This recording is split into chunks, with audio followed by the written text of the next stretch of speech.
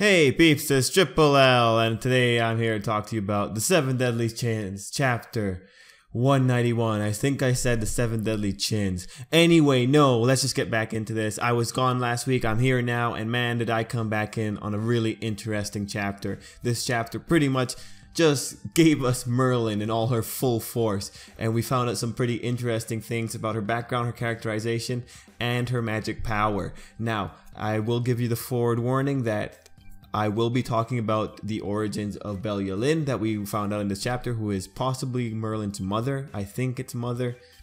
But yeah, let's just actually get into this chapter. Let's talk about it. I'm thinking about how to structure this while I'm talking. I think we'll talk about Merlin's characterization first, and then we'll have the background stuff with Belial at the end.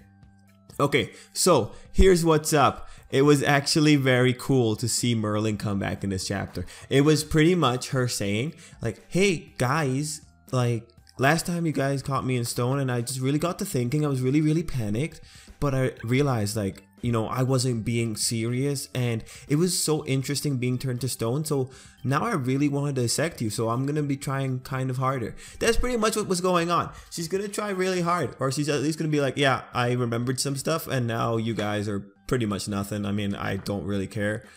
And so with this chapter we get Merlin pretty much decimating things at the beginning. A good show of power from Merlin, like very good Merlin. And then she does what happened last chapter, and she struck down Grey Road. Now, the problem, well, not problem, it was actually something really great here. When she struck down Grey Road, the nature of her thinking really shone through. And I think this has been the most Merlin's ever talked about herself. So I think this is a really good effort on her part for actually like being willing to talk that much. I think she was just really excited about the idea of getting new specimens. Anyway, we find out that the whole I guess aging process curse effect from Grey Road, was it going to affect Merlin? And Bond had a really good question in wondering if Merlin was also immortal like him. So does that mean if Bond had been the one to attack Grey Road or kill someone in his presence, would Bond have been affected? Because he doesn't have a remaining lifespan, right? He has a lot of years, unless his immortality does have some kind of limit, whether it be 500 years or 1,000 years. It's kind of odd for sure. So whether or not Bond could have survived the effects of that particular commandment, it would have been interesting to see, but thankfully we didn't have to risk it. Anyway, back to Merlin, because Merlin was being awesome.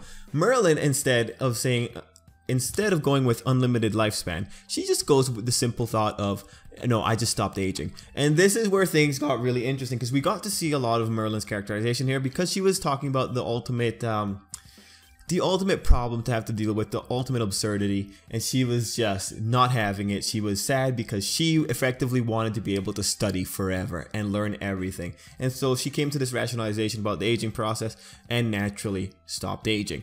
With Grey Road, however, pointing out that that kind of thing would take horrible amount of magic, Merlin simply pulled one of the things we could not have imagined or expected. And so this is pretty much the only element of all of this that you could even try to classify as an ass pull, just because it really did come out of nowhere, and because we were under the impression that she only had absolute cancel. But anyway, her magic power being infinity, and the way I understood it is pretty much once she starts a spell, it's going forever, just by the nature of the magic itself. So she doesn't have to expend this certain capacity of magic to be able to continue that every day.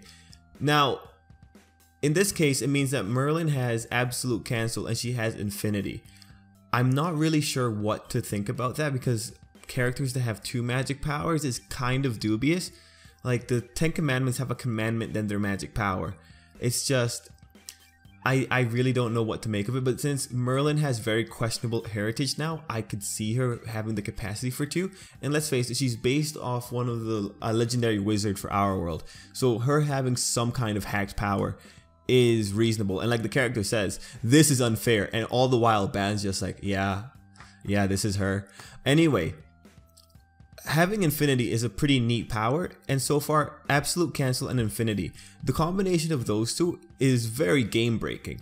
Like Grey Road wanted to run away from it, right? So absolute cancel, because it can pretty much negate the enemies, and then infinity can pretty much make it so that Merlin can cast like epic spells and just have them going on for infinity.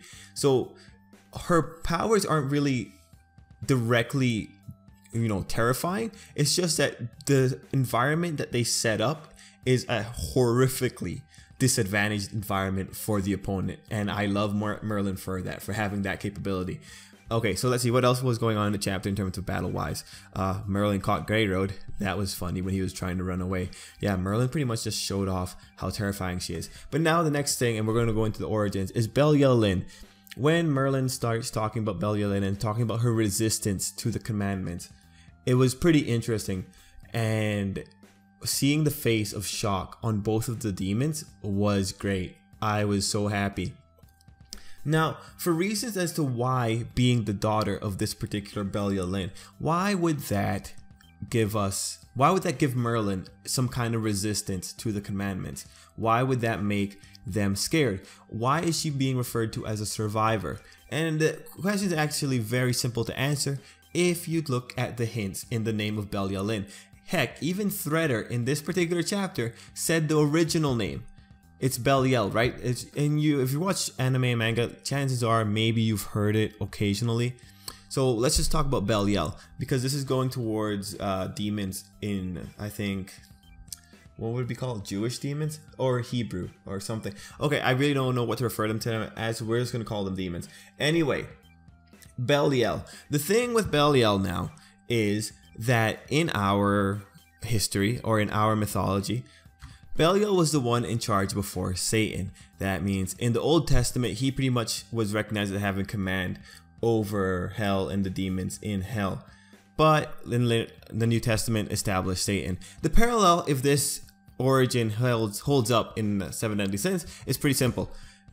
If it's up at a point where Belial had enough power to resist the commandments of the demon lord, the current demon lord, it probably means that Belial stood on some kind of pinnacle that was almost equal to the demon lord. And since he's under a different system than the current demon lord, it makes sense that the resistance to the demon lord's magics, because the 10 commandments, the commandments themselves come from the demon lord. If you had an equivalent existence, naturally you could imagine him being able to kind of resist the effects of his enemy. So what it ultimately comes back down to is that Merlin is the spawn of potentially the guy who was in charge before this current demon lord, Meliodas' father. And that's very interesting. Grey Road, or I think it was Grey Road, referred to her as a survivor. So that makes me think that maybe the whole scenario kind of went along those ways. At least Belial was a kind of similar existence to the current demon lord, and maybe Belial is the one that made Gowther in the first place. Now, I've mentioned Meliodas and Gowther. Let's actually just talk about the relationships between the two.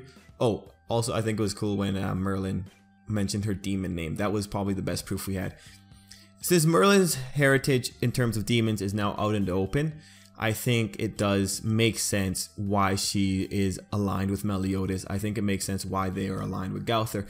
Merlin is now effectively a character that's in the know on everything that happened in the demon world. And, I want to think, even though Merlin has very dubious morality, like ultimately she is good, but because she prioritizes knowledge to such a degree that makes people uncomfortable, it gets kind of dubious when they're trying to interpret her personality. But really, I do think Merlin has some kind of underlying loyalty to Meliodas, even if she always kind of approaches it in her weird Merlin way of kind of just watching Meliodas and trying to help him when she can. But Merlin, at this point, everything's coming together. It makes sense why she's aligned with Meliodas. It makes sense why she knows so much about Meliodas. And it might make sense why Gowther is with the Sins and not with the 10 Commandments. The best case scenario here is that Belial is the one that created Gowther, and so Merlin might have felt indebted to actually keep Gowther around. Anyway, Merlin is confirmed to have lived for a long time, as she did forget her nature on her own. So very interesting stuff. I think at this point we could probably assume that Merlin's a half demon, half human, and then Meliodas is the full demon. Anyway, I think that's about it. The big things that you want to take from this chapter, it's Merlin, his characterization, her power, her second power, and then her heritage, which might have the potential of being, if it's associated to the Belial from our history, then it might be that Belial was someone who rivaled the Demon King. Anyway, peeps, I think I'm going to leave it there. This went on for way longer than I thought it would. I'm going to say I really love this chapter. Anytime that 7 Deadly Sins chapter can make me like really wonder about what's going on and make me want to research, I think it's a pretty good chapter. I love it. Anyway, guys, till next time, have a good day.